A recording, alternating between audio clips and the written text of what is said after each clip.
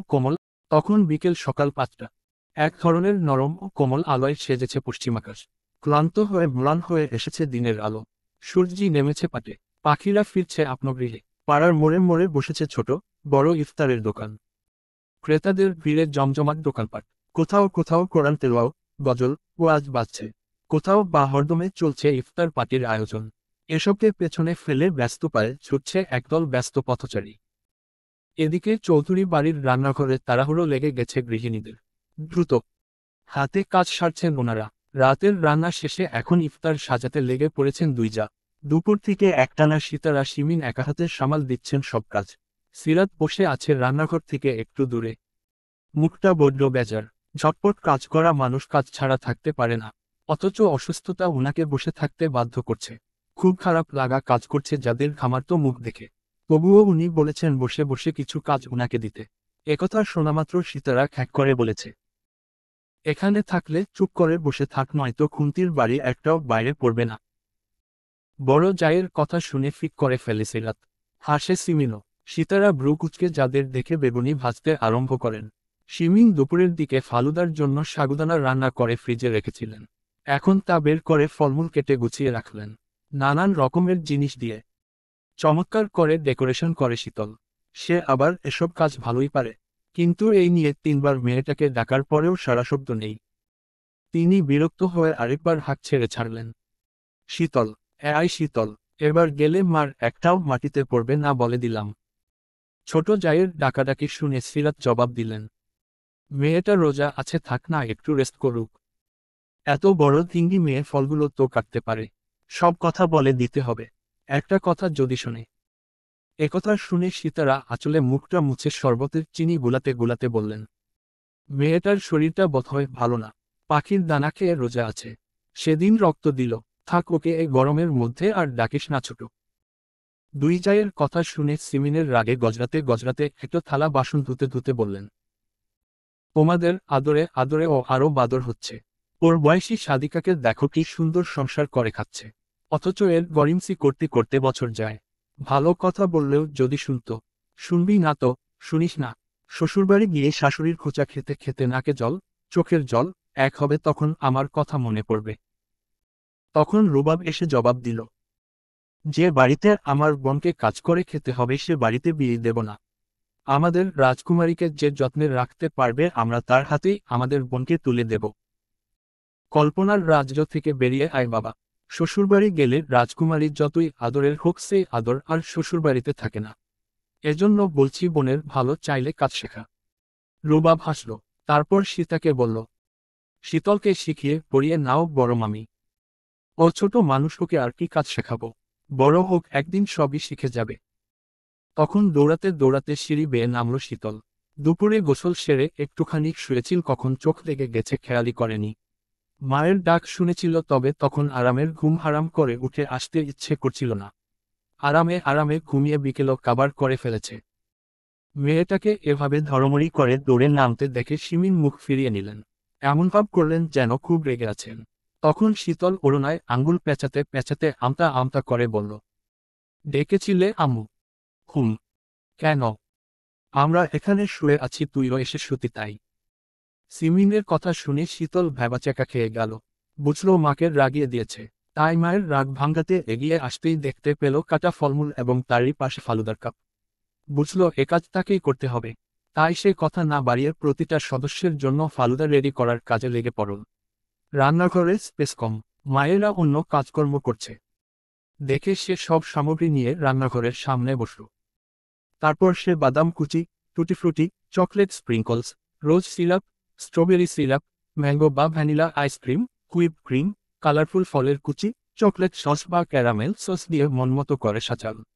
রুবাব শীতলের বা পাশে বসে চুপ করে দেখছিল। সে বুঝে পায় না সাজানো গোছানোর ব্যাপারে মেয়েরা এত এক্সপার্ট কেন। এই যে ফালুদার কাপ এত সুন্দর করে সাজাল শীতল, কত কি যে দিল সেগুলো নাম বলতে পারবে কি না শিওর। তারাছা যাবে তো ওই পেতেই, তাহলে এত কাহিনী করার কি আছে। সবগুলো একসাথে বড় একটা বলে নিয়ে ঝালমুড়ির মতো সব আইটেম একসাথে দিয়ে নাড়া দিয়ে কপাকপ গিলে নিলেই হয়। অযথা টাইম ওয়েস্ট করার দরকার আছে। মানে মেয়েটা পারেও বটে। শীতল সেগুলো সাজিয়ে ফ্রিজে তুলে হাত ধুয়ে বের হতেই সিতারা বললেন, ও মা ফোনটা শুদ্ধকে একটু দিয়ে আয় না। আচ্ছা। বাগানের দিকে গেছে দেখ। হুম। হারশোন আসার সময় কয়েকটা লেবু তুলে আনিস। আচ্ছা। একথা বলে রান্নাঘর পেরিয়ে বাইরে এসে পিলারের পাশে দাঁড়িয়ে গেল। শুদ্ধর ফোনের লক খুলতে চেষ্টা করলো কিন্তু হলো না। তাই বিড়বিড় করে বকতে বকতে বাগানে গেল। বাগানে কেউ নেই। তাই গেল বাড়ির পেছনে দিকের পুকুর পাড়ে। তাদের পুকুরপাড়টা শান বাঁধানো। অনেক জাতের মাছা ছাড়া বিধায় কেউ গোসল করে না। বাইরের লোক এসে মাছ মেরে দিয়ে যায়। এদিকটায় নির্জন, তাই খুব একটা আশা হয় না। তবে শুদ্ধকে মাঝে মাঝে দেখা যায়। সে এখানে এসে দাঁড়িয়ে থাকে প্রায় সময়। এই যেমন এখনো দুই পকেট হাত গুজে দাঁড়িয়ে আছে। বাতাসে উঠছে তার কপালের উপর পড়ে থাকার অবাধ্য চুল। পরনে সাদা টি শার্ট, ট্রাউজার। সে পেছনে থেকে চুপি চুপি এসে ভাও করার আগেই শুদ্ধ বলল, এখানে কি? ফোন দিতে এসেছি। শুদ্ধ হাত বাড়াল। শীতল ফোন এগিয়ে দিয়ে শুদ্ধর পাশাপাশি দাঁড়ালো। সে শুদ্ধর বুক বরাবর। হঠাৎ দমকা বাতাসে শীতলের চুল এলোমেলো হয়ে গেল। উড়ন্ত চুলের ঝাপটা লাগলো শুদ্ধর চোখে, মুখে। ব্যাপারটা খেয়াল করে ধমক খাওয়ার আগেই শীতল চুল গুছিয়ে হাতখোপা করে নিল। শাওয়ান চৌধুরীর রাজহাঁসের মাংস ভীষণ পছন্দ। উনি মাঝে মধ্যেই রাজহাঁস কিনে আনেন। কিছুদিন আগে খাবেন বলে এনেছিলেন। কিন্তু সাম্য সৃজনের অ্যাক্সিডেন্টের জন্য খাওয়া হয়ে ওঠেনি। ফলস্বরূপ রাজহাঁস দুটো দিনের বেশিরভাগ সময় পুকুরে ভেসে বেড়ায়। সন্ধ্যার পর দারোয়ান কাকা ওদের গ্যারেজে রাখে। শীতলের হঠাৎ নজর গেল ভেসে বেড়ানো হাঁস দুটোর দিকে। সে বলল, পুকুরে ভেসে বেড়ানো হাঁসগুলো কত সুখী তাই না, শুদ্ধ ভাই? ইস, আমিও যদি হাঁস হতাম। আফসোসের সুরে বলা শীতলের কথা শুনে পুকুরে তাকালো শুদ্ধ। হাঁস দুটোকে আপনমনে ঘুরে বেড়াতে দেখে সত্যিই মনে হচ্ছে তারা ভীষণ সুখী।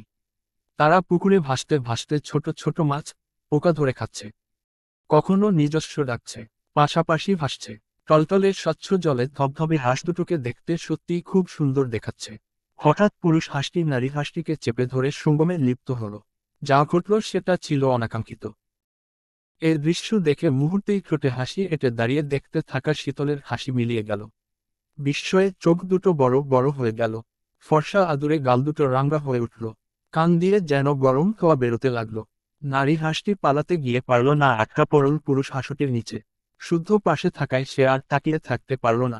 দ্রুত দৃষ্টি সরিয়ে অন্যদিকে তাকালো। কেন জানি হাত পা ভীষণ কাঁপছে। অসীম লজ্জায় চোখ তুলে তাকাতেও পারল না পাশের মানুষটার দিকে। কত শখ করেই না হাঁস হতে চেয়েছিল। কিন্তু কি থেকে কি হয়ে গেল। একাশ লজ্জায় একছুটে পালিয়ে যেতে যেতে বিড়বিড় করল, না, না, আমি হাঁস হতে চাই না। ছি, ছি। একথা বলতে বলতে পালিয়ে গেল ঠিকই, তবে ভুলেও আর পিছু ফিরে তাকালো না। কিন্তু একবার তাকালে হয়তো দেখতে পেত তার বিশুদ্ধ পুরুষ নিচের ঠোঁট কামড়ে ধরে হাসছে। হাসছে তার চোখ জোড়াও। কি চমৎকার সেই হাসি! সেই হাসি নিদারুণভাবে স্বচ্ছ জলে ফুটে উঠেছে। শীতল চলে গেলে বুঝতে পেরে সে হাসতে বলল, আন্ডারস্কোর, কেবল তো শুরু লাজুকতা। এখনই লজ্জায় ডুবলে চলবে। সর্বনাশের চিপাগলি যাওয়ার কোথাও তো স্মরণে রাখতে হবে। একথা বলে সে মিটিমিটি হাসতে হাসতে পুকুরপাড়ে দাঁড়িয়ে রইল। আর শীতল দৌড়াতে দৌড়াতে বাড়িতে ঢুকল। মেয়েকে দৌড়ে আসতে দেখে শিমিং কটমট করে তাকিয়ে রইলেন। সব সময় ফিঙ্গে ডানার মতো এই মেয়ে ছুটে বেড়ায়। স্থিরতা বলতে কিছু যদি থাকে এর মধ্যে। এই নিয়েও সাবধান করেছেন। সাবধান করলেই বাকি। এ মেয়ে শুধরাবে না। তবে ভেবেও নিলেন অকারণে দৌড়াদৌড়ি করতে গিয়ে যদি মুখ থুকে পড়ে তাহলে তখনই আরেক ঘা বসাবেন। শীতল লাজুক মুখে হাসতে হাসতে এসে দাঁড়াতেই মায়ের সামনে পড়ে থমকে দাঁড়িয়ে গেল। হাসি লুকানোর বৃথা চেষ্টা করে মুখ ভোঁতা করে মনে মনে ভাবল, কাজ করি না বলে আম্মু রেগে আছে। সমস্যা নেই, এখন কাজ করে সব তামা তামা করে ফেলব। পরে কাজ করার উছিলায় নতুন জামার বায়না করব। একথা ভেবে চমৎকার করে হাসল। তারপর ছোলা বাটি হাতে তুলে নিয়ে ডাইনিং টেবিলে রাখতে গেল। কিন্তু বিধির বাম পাপুসে পা আটকে ছোলার বাটি নিয়ে নিজেও উপর হয়ে পড়ল। সঙ্গে সঙ্গে কাচের বাটি ভেঙে ছোলা ছটিয়ে গেল। শীতল মায়ের মার খাওয়ার ভয় তাড়াহুড়ো করে উঠার আগে শিমিন দ্রুত এগিয়ে গেলেন। একটা কাজও করে না, কালেভাদ্রে যা করে তাতেও অঘটন ঘটিয়ে বসে। ইফতারের সময় হয়ে গেল আর এখন এই অঘটনই ঘটাতে হলো। উনি রাগে দুম করে একটা কিল বসিয়ে দিলেন শীতলের পিঠে। শীতল চোখ বড় বড় তাকিয়ে রইল মায়ের দিকে। পরমুহূর্তে আরেকটা মারতে গিয়ে সেটা মেয়েটার ঠোঁটে লেগে ঠোঁট দিয়ে গলগল করে রক্ত বেরিয়ে গেল।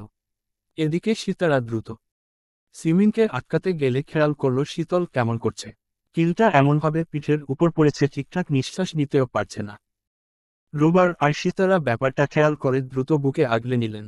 মাথায় পিঠে হাত বুলিয়ে শান্ত হতে বললেন।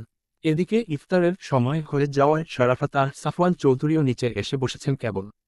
সায়নও পার্টি অফিস থেকে ফিরে কেবল দরজা দিয়ে ঢুকেছে। সবাইকে রান্নাঘরের সামনে হুলস্থল করতে দেখে সে দ্রুত পায়ে এগিয়ে গেল। নিচে বসে থাকা শীতল ভাঙ্গা কাচের বাটি আর ছড়ানো ছিটানো ছোলা দেখে বুঝে নিল আসল ঘটনা। শীতলের ঠোঁট থেকে রক্ত বের হচ্ছে দেখে দ্রুত ঘাড় ঘুরিয়ে গেটের দিকে তাকালো। শুদ্ধকে বাগানের দিকটায় ফোনে কথা বলতে দেখে এলো।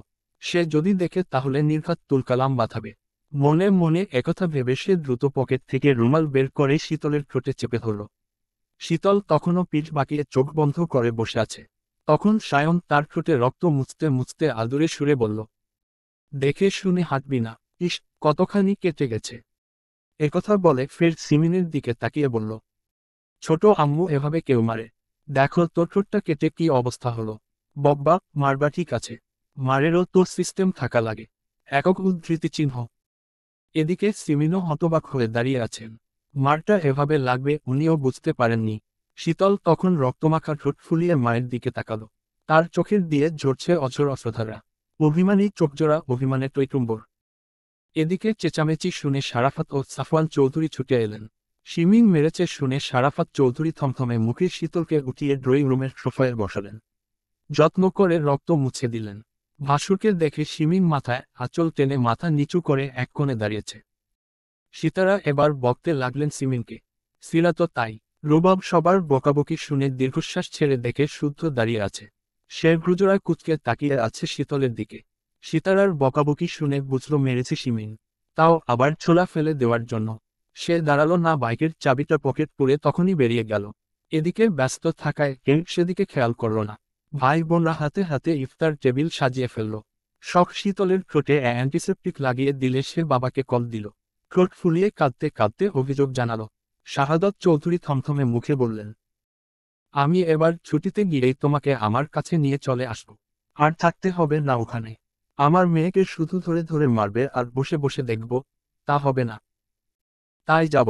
থাকবো না আমি। কত কষ্ট করে সারাদিন রোজা ছিলাম, অথচ শেষ মুহূর্তে এসে মেরে রক্তারক্তি করে রোজাটাকে ফুটবল করে দিল। থাক, কাঁদে না মা। ইফতার করে ওষুধ খেয়ে নিলেই ব্যথা সেরে যাবে। সিমিনও অল করতে যেতে যেতে শুনল বাবা ও মেয়ের কথা। তবে চোখ তুলে তাকালেন না সেদিকে। তাকালেই চোখের পানি লুকানো মুশকিল হয়ে যেত যে। তারপর সকলে একে একে ইফতার করতে বসে খেয়াল করল শুদ্ধ নেই। কল দিলেও ধরল না সে। হঠাৎ না বলে কোথায় গেল। তাকে নিয়ে সবার মাঝে একটু চিন্তাও কাজ করছিল। তখন শুদ্ধ ফিরল। হাতের ইয়া বড় ব্যাগটা রেখে ওর মাকে হাতে ধরিয়ে দিল। ভারী বড় সর ব্যাগটা ধরে সিতারা বললেন, এতে কি আছে বাপ? এত ভারী কেন ব্যাগটা? শুদ্ধ সে কথার জবাব দিল না। শখ আর স্বর্ণকে উদ্দেশ্যে করে ভারী গলায় বলল, বাহারি রকমের যত যা ইফতার আছে সব সরা। শখ ভাইয়ের মুখের দিকে একবার তাকিয়ে তার মায়ের দিকে তাকালো। তাকে সরাতে না দেখে শুদ্ধ জোরে একটা ধমক দিল। সে এত জোরে ধমক দিয়ে শীতলও চমকে উঠেছে। সে বিস্ময়ে নিয়ে তাকিয়ে দেখছে সামনের বিশুদ্ধ পুরুষটাকে। ভাইয়ের ধমক শুনে শখ এবার সাহস নিয়ে আমতা আমতা করে